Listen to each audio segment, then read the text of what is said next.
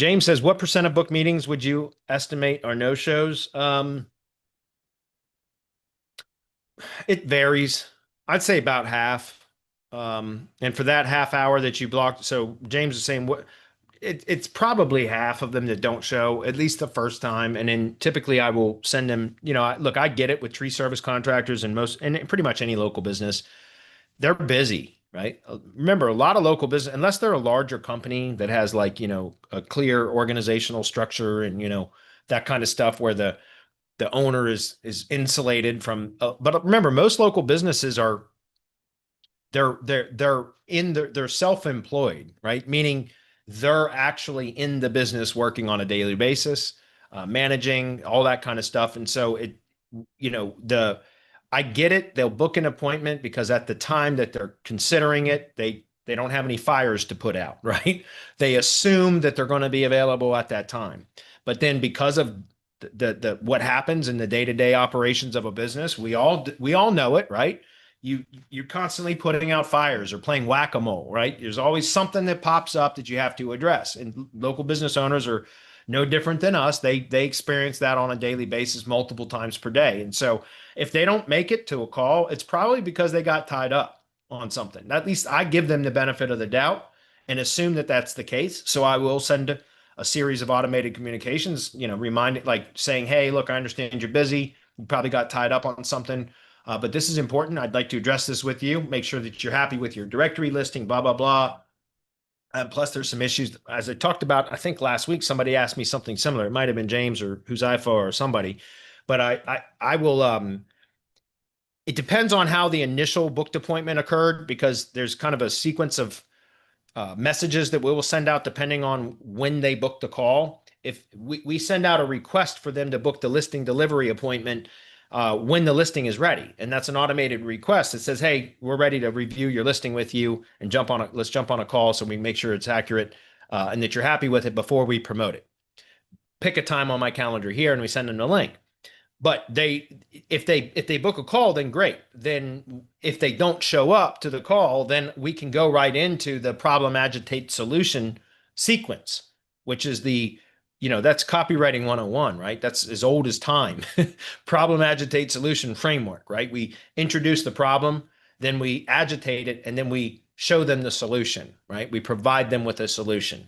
And so that's what we can do. In the initial booked appointment sequence, that is available. That's an option if needed. So if they ask questions as to like when we send out that initial contact stating, hey, your listing is ready for review, let's jump on a call, review it together, make sure you're happy and it's accurate. Pick a time on my calendar here. And they're either going to book the call or they're going to ask questions like, okay, well, why do I need to get on a call for this? Can't you just send it to me for review? And then that's when we'll introduce the problem. Say, okay, well, yeah, but before we can promote it, we want to make sure you're happy. But in addition to just reviewing the listing, when we were publishing your listing, we identified some issues that are preventing you from getting jobs within the areas that you told us you want to get jobs within. We would like to address this with you on the call. Pick a time on my calendar. And then they're either going to pick a time on the calendar, book the call, or they're going to ask questions like, well, what problems did you identify? And in that case, again, the automated sequence says, well, this is where you told us you wanted to get jobs from. We send them a text message with the link to a screen, the service area radius map image. And then it says, well, this is where you're actually getting jobs from, only the areas in green, or at least where you're getting the jobs from Google, only the areas in green. And it sends them the local search grid report with the same shape, the same size as the map radius image. And it usually shows just a spot or a couple of spots of green in a great big sea of red. And so we say, we'd like to address this with you on the call and show you some, simple solutions to help you to start to resolve this.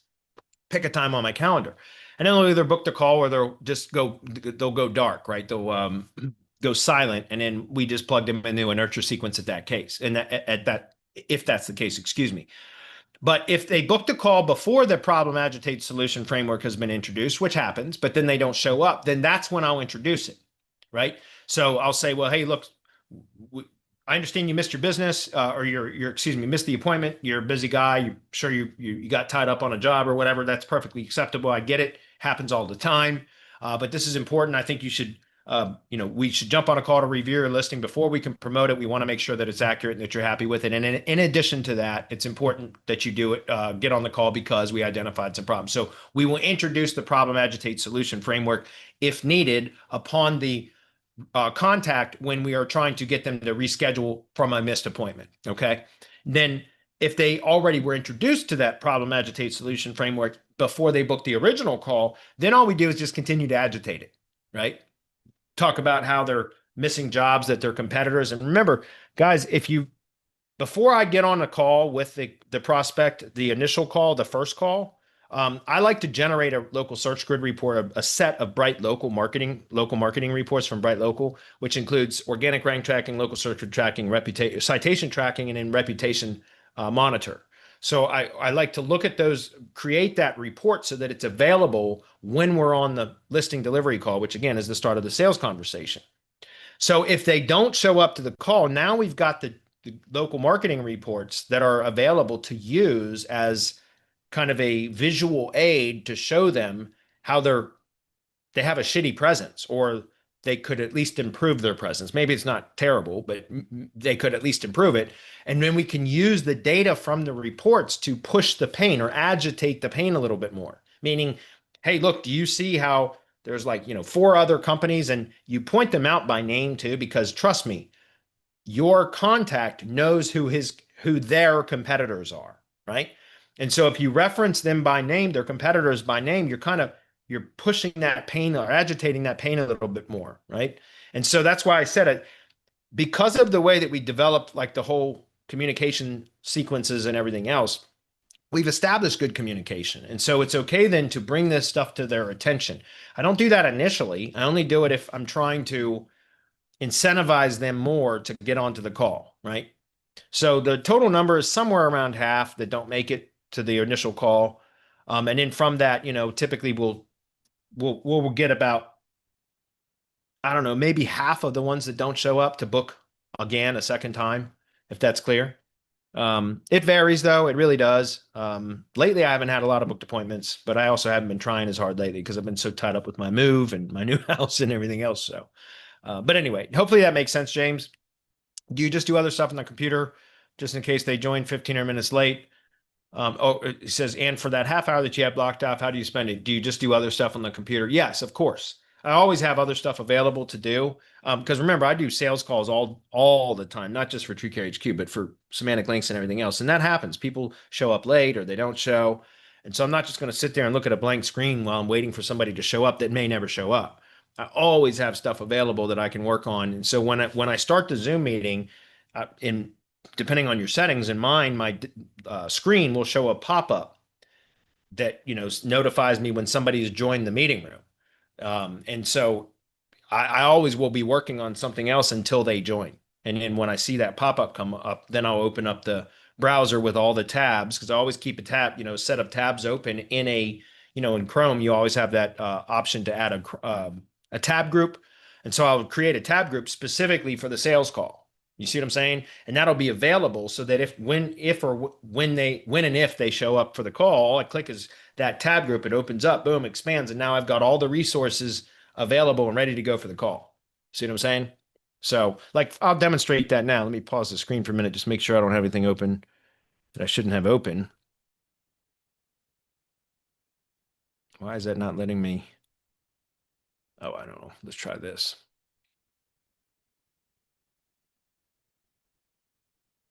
Yeah, okay. So here's an example. So here's for semantic links. This is my sales tab group. This is what I'm talking about. So I have a tab group here that I just click, and I've got one for TreeCare HQ too. And I just open it up, and it's got all of the tabs already open for the various things that I may discuss through our conversation, which is, depending on for semantic links, it's more about a presentation. It's not so much a sales conversation. It is more about a presentation about how we operate. But for TreeCare HQ, it is very much a conversation. And so it's not so much of me demonstrating all these different resources and things or showing them all. It's more about showing them their own current presence and how they are lacking and how their competitors are outperforming them. That's basically what we do on the TreeCare call, right? I ask a lot of leading questions. That's the spin selling method. I mentioned this last week, but that's a book by Neil Rackham. SPIN is an acronym: situation, problem, implication, need, payoff. So spin selling is just a process of asking questions so that the prospect or the contact talks themselves into whatever solution it is that you present to them. And that's, again, how we do it. Okay. All of my meetings this week have been no-shows. Yeah, just find other stuff to do and think about this, work on your follow-up sequences for no-shows. You should really, if you're having that many no-shows, then I would work on other methods to try to get them, to reschedule. You might want to look at some social media contacts and outreach as well. That's something that we occasionally will do if needed, where we'll, it's not in tree service industry. It's pretty much only Facebook. I mean, that's where the vast majority of tree guys have a presence, is on Facebook, but not so much like on LinkedIn and things like that. Depending on which industry you're in, you could also do multimedia or channel type of contacts. So it's not just always email and SMS, but could also be like social media contacts, things like that. Right. Anyway, hopefully that's clear. Guys, I've also talked about this before. I don't know about if I've talked about this on Hump Day Hangouts, but in addition to just the directory listing, there's other things that you can do. In my case, like for example, I like to lead with reviews. That's one of my favorite services to pitch right now, is reviews. And so if we do the listing delivery call and they don't show up, then one of the things we can do is go pull one of their 5-star reviews if they have one and create a rep video, David Sprague's rep videos. And then we can send it another message sequence to them, notifying them like, hey, really would like for you to jump on a call so we can promote your listing. We really like, by the way, congratulations on a 5-star review you received recently. As incentive for you to jump on the call to review this listing, we created this video and we added it to your listing.